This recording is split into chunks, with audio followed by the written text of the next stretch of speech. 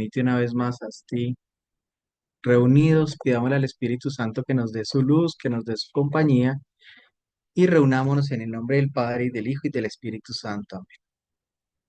Bueno, muy bien.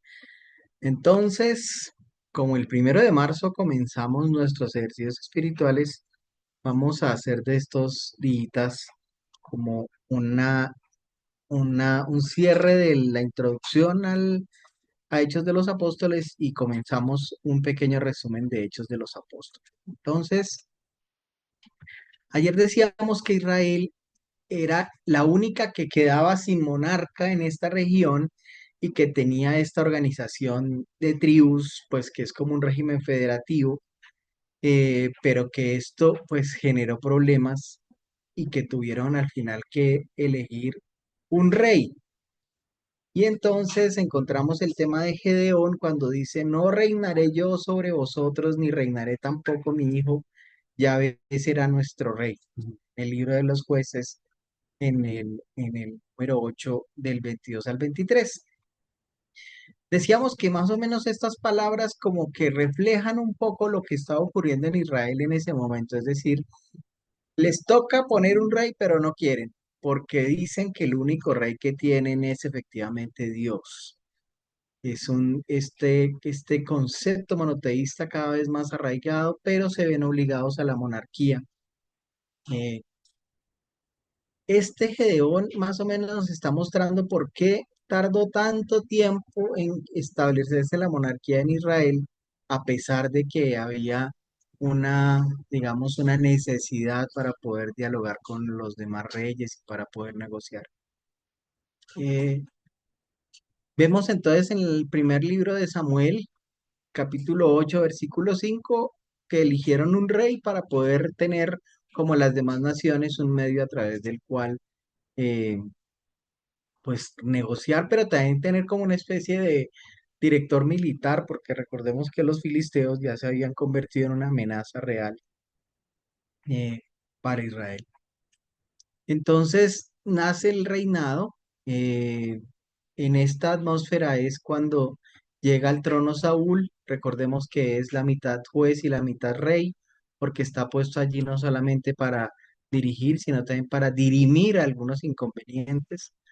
Y eh, Saúl entonces es también un rey que tiene el calificativo de libertador y como veíamos en el primer libro de Samuel, capítulo 9 y 10 dice que él es rey porque Dios lo eligió, porque es Dios el que quiere que él esté ahí, sin acabar con la supremacía del rey Yahvé. Digamos que lo que dice Primera de Samuel en el capítulo 16 es que en él está el espíritu de Yahvé, es decir, que el que está dirigiendo al pueblo de Israel es Yahvé por medio de Saúl. Eh, es como una de las primeras veces que en la historia se hace como ese reconocimiento por parte del pueblo a la unción espiritual por parte de Dios hacia un rey.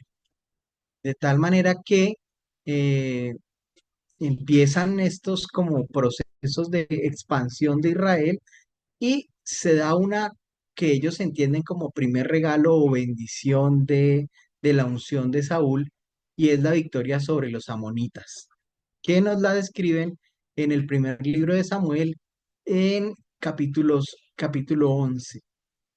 De tal manera que Samuel se vuelve un jefe muy carismático, un rey muy aceptado, y esta innovación de pasar de la federación de tribus a un estado monárquico, por así decirlo, eh, de tal manera que se incorpora a uno de los reinos de Transjordania. ¿Qué se sabe? Pues que durante los tiempos de Saúl, eh, como era una monarquía que hasta ahora estaba naciendo, era como un embrión de monarquía, pues lo más, digamos que lo más significativo fueron algunas de estas intervenciones militares, eh, pero pues más allá de ser como un juez, pues no es que se tenga mucha autoridad efectiva de Saúl al interior de las tribus, seguía siendo unas federaciones, estaban federados, pero al interior de las tribus pues seguía siendo cada cual su, digamos, el pater de la tribu era el que manejaba pues tenía el manejo interno. Eh,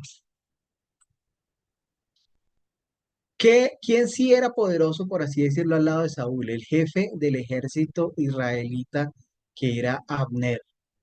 Eh, y Abner siempre estaba al lado de Saúl y era como el brazo armado de Saúl, eh, pero no es que en realidad, como les digo, hubiera un gobierno centralizado, sino más bien que Abner gobernaba al lado de Saúl y así se mantenía la monarquía.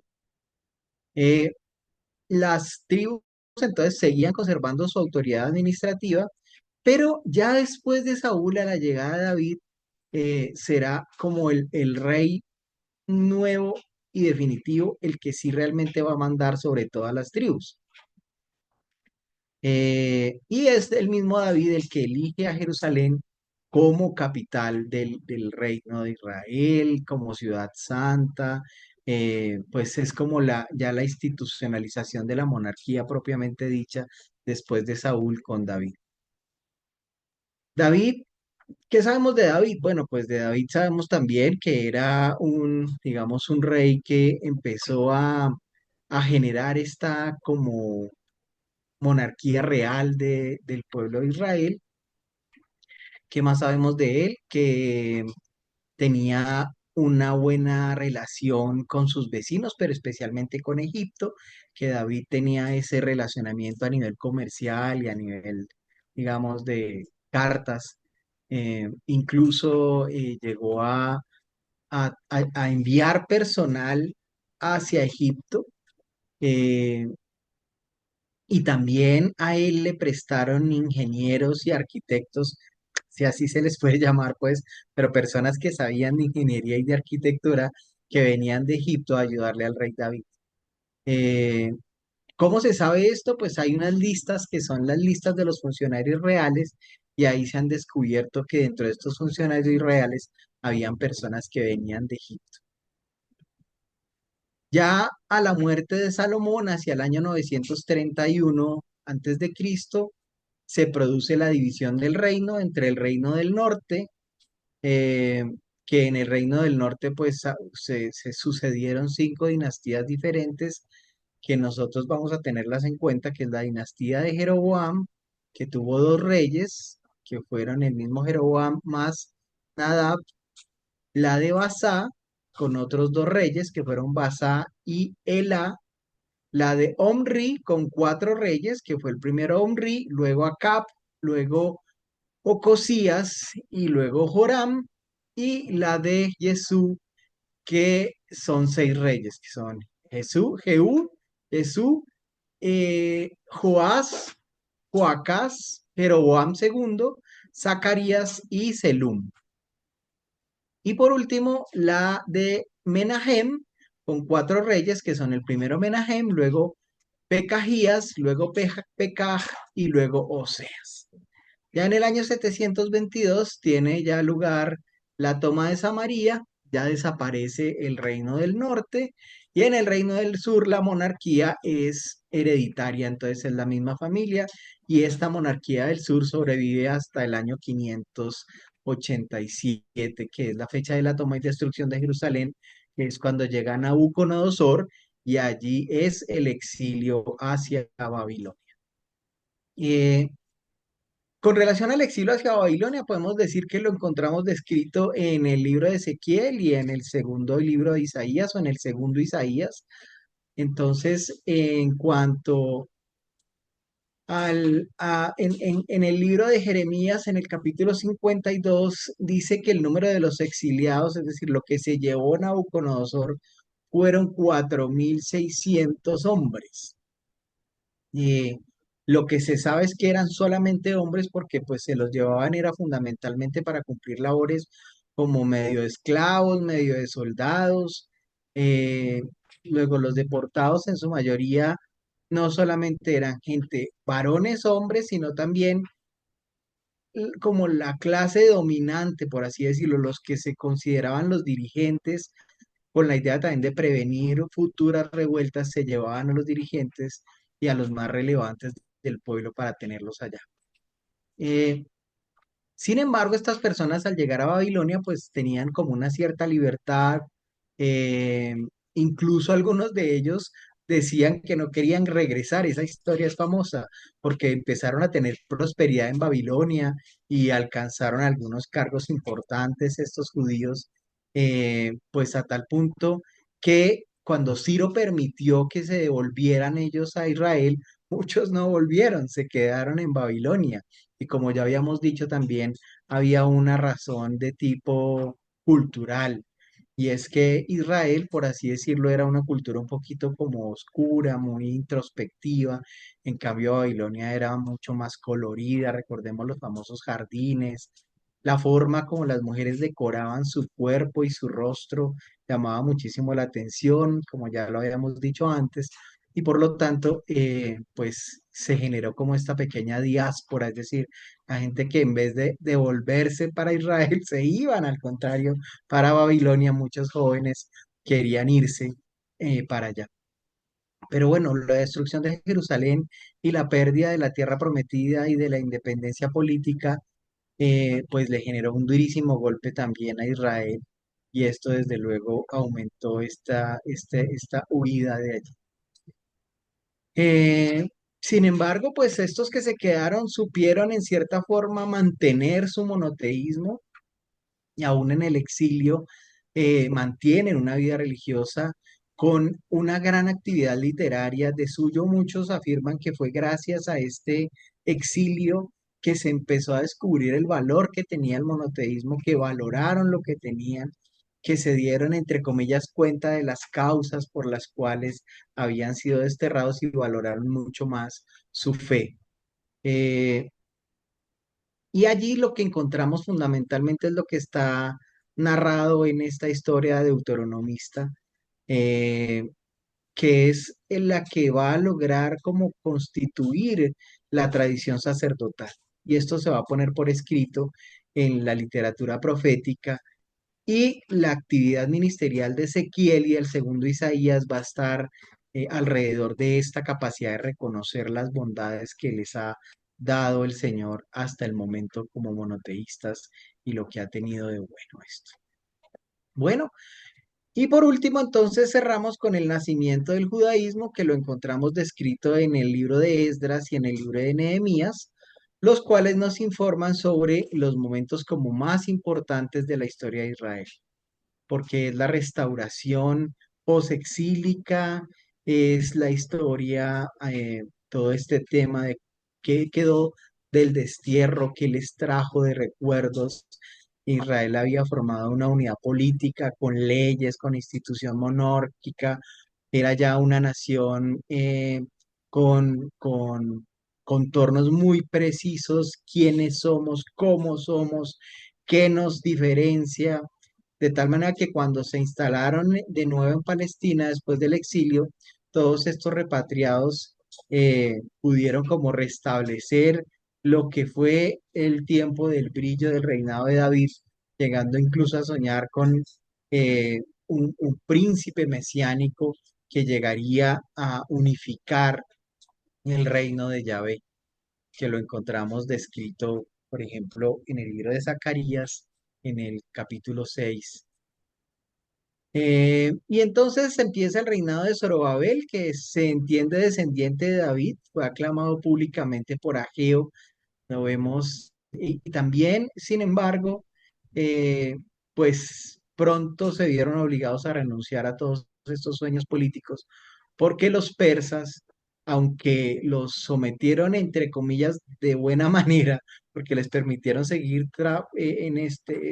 o sea, simplemente rendirse y pagarles impuestos, eh, en la parte administrativa y financiera, según nos dice el libro de Esdras, en los capítulos 4, 5 y 6, y entonces vemos que no es que fueran tan independientes, porque los persas sí les hacían sentir un poco el peso de su dominación en lo referente a que no podían ser tan independientes como ellos hubieran querido.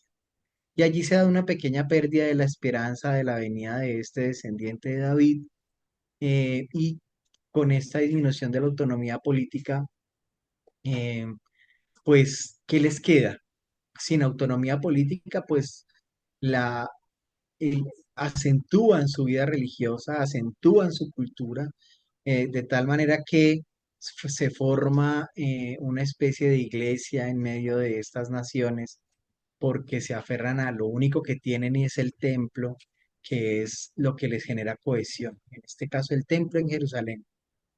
Y allí podríamos decir que nace realmente el judaísmo, en este dominio de los persas. En la base de todo este edificio jurídico religioso está la ley de Moisés, elaborada por los círculos sacerdotales que habían venido de Babilonia y que habían traído toda esta estructura de este monoteísmo que había sobrevivido. Y sobre todo encontramos estas leyes promulgadas en Esdras, de tal manera que se logró una nueva configuración del pueblo elegido. eh, Indudablemente Zorobabel es protagonista de esta reedificación del templo. Nehemías es el héroe de la reconstrucción de la ciudad santa y de la organización de la comunidad después del exilio. Eh, Esdras, sobre todo, es el responsable de la ley, de los estatutos religiosos del pueblo que los van a lograr configurar. Y la configuración que adquiere el judaísmo por obra de Esdras se mantiene invariable en sus rasgos esenciales después del dominio de los griegos y de los romanos hasta incluso nuestros días, porque gran parte de lo que se recibió de Esdras lo tenemos aún hoy en día. Bueno, pues entonces demos paso unos minutitos al comienzo de la descripción de lo que es propiamente el texto de los Hechos de los Apóstoles. Desde luego no vamos a poder hablar de Hechos de los Apóstoles sin hablar de Lucas también, pero comencemos diciendo que el texto de los Hechos de los Apóstoles comienza también como había sido descrito. eh, la parte de la ascensión, eh, en Lucas. Al final de Lucas encontramos el comienzo de Hechos de los Apóstoles. De tal manera que el libro de los Hechos de los Apóstoles también está dirigido a Teófilo, en el prólogo de Hechos de los Apóstoles. Y esta ascensión de Jesús también es mostrada como conexión con Lucas, de tal manera que en Hechos 1, versículos del 1 al 14, encontramos también la ascensión de nuestro Señor. Y a continuación lo que hace es que se presenta el comienzo de la primera comunidad hasta el acontecimiento de Pentecostés. Allí que se cuenta esta idea de esta comunidad que tiene como características algo que es muy bello. Ellas dicen, tenemos un solo corazón y una sola alma, que nos llega muy conectado con esto que hablábamos ahora de Esdras, ¿no? Diciendo que es Dios mismo el que los mantiene unidos, y es lo que primero encontramos en Hechos de los Apóstoles, cuando ellos dicen, tenemos un solo corazón y una sola alma y practicamos la comunidad de bienes. Aquí todo es de todos. Así comienza entonces Hechos de los Apóstoles mostrando esta comunidad de bienes, de tal manera que ellos manifiestan que en esa comunidad de bienes lo que se logra es que a nadie nada le va a faltar. Y lo vemos entonces en el capítulo 1, desde el versículo 15 hasta el capítulo 2, versículo 47 de Hechos de los Apóstoles. ¿Cómo conecta entonces Lucas con Hechos? Pues esto a través de la ascensión, que también es un tema que hay que tener muy en cuenta, y es que la base está en el querigma, pasión, muerte y resurrección de nuestro Señor Jesucristo, que conecta con este momento de la ascensión en el cual comienza Hechos de los Apóstoles. ¿Mm?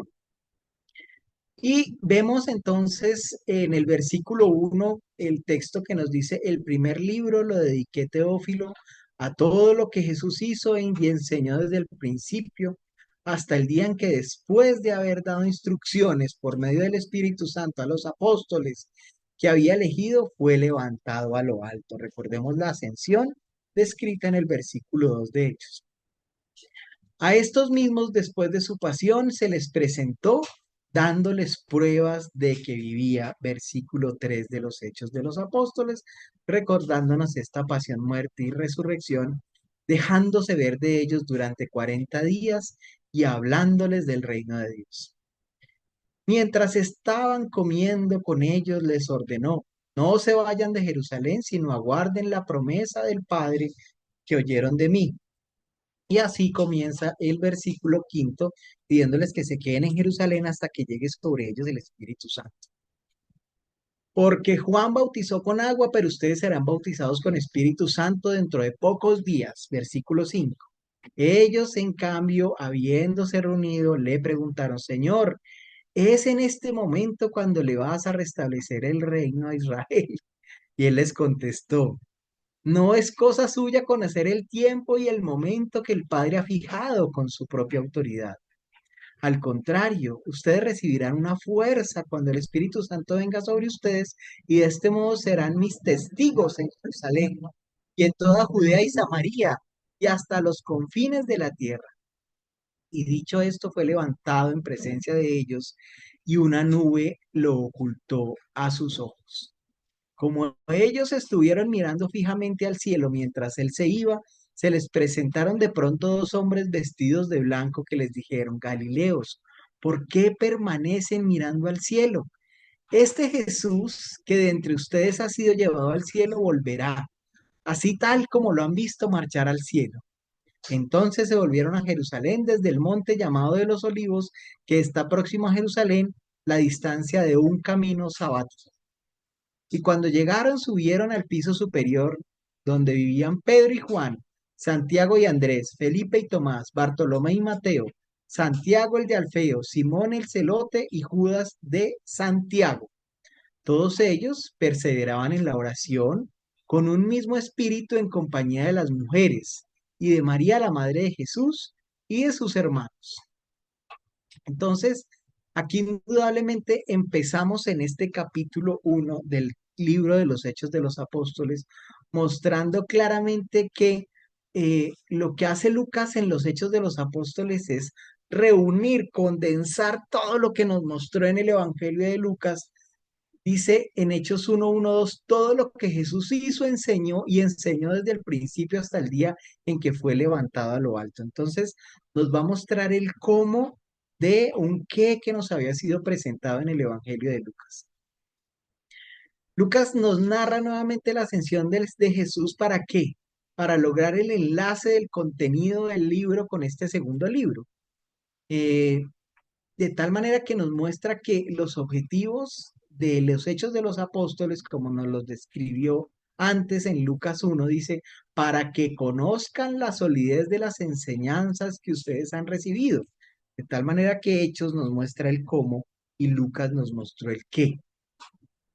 En el prólogo de Hechos nos dice eh, para qué escribió Lucas su segundo libro, de tal manera que podemos deducir el objetivo de este prólogo diciendo, ya conocen el qué, ahora vamos con el cómo. De tal manera que en Hechos 1:1-14 hay como un conjunto en el que se nota la manera como se refiere a los discípulos, quienes quedan mencionados, de tal manera que son ellos los que están indicados y mandados para llevar ese cómo adelante. Eh, el camino que es el que está eh, guiándolos, el que los lleva por este camino es Pedro, de tal manera que la elección de Matías, que lo vemos en el capítulo 1, versículos del 15 al 26, vemos allí este protagonismo de Pedro. Este segundo libro entonces nos va a hablar fundamentalmente de nosotros. ¿De quiénes somos nosotros? Pues los discípulos de Jesús, que desde la cabeza del mismo Pedro hacia abajo, por medio de Hechos de los Apóstoles, vamos a estar conectados con él. La estructura del prólogo indica que básicamente Lucas lo que quiere es narrarnos a nosotros como discípulos, mostrándonos cómo a través de los hechos de los apóstoles vamos a poder nosotros también ser levantados. Es decir, Hechos 1:1-2 dice Jesús fue levantado a lo alto y también en Hechos 1:9 dice que Jesús fue nuevamente levantado. Conclusión, la idea es que nosotros mismos seamos capaces de configurarnos como iglesia, que seamos capaces de llevar a lo alto el nombre de Jesucristo resucitado. De tal manera que en Hechos 1:3 dice, Jesús dio pruebas de que vivía dejándose ver por los discípulos, y también en Hechos 1:10-11 dice, los discípulos quedan mirando y los ángeles les dicen que Jesús vive y que volverá. Entonces nos invita a nosotros recibir esta estafeta, este estandarte, esta bandera, de tal manera que nosotros también hoy en día podamos afirmar con toda claridad, Jesús vive y volverá. En Hechos 1, del 4 al 7, nos habla de cómo comían en común, de cómo se reunían en común, vivían en común. Eran discípulos que compartían su espacio en la misma Jerusalén, de tal manera que nos invita a que nosotros también conformemos comunidad de discípulos capaces de reunirnos, de vivir, de orar juntos, de permanecer juntos en una misma casa, con la idea de que allí recibamos el Espíritu Santo. Bendigamos al Señor entonces, que nos permite dar estos pasitos rápidos sobre Hechos de los Apóstoles antes de comenzar nuestros ejercicios espirituales. Que el Señor los bendiga en el nombre del Padre y del Hijo y del Espíritu Santo. Amén.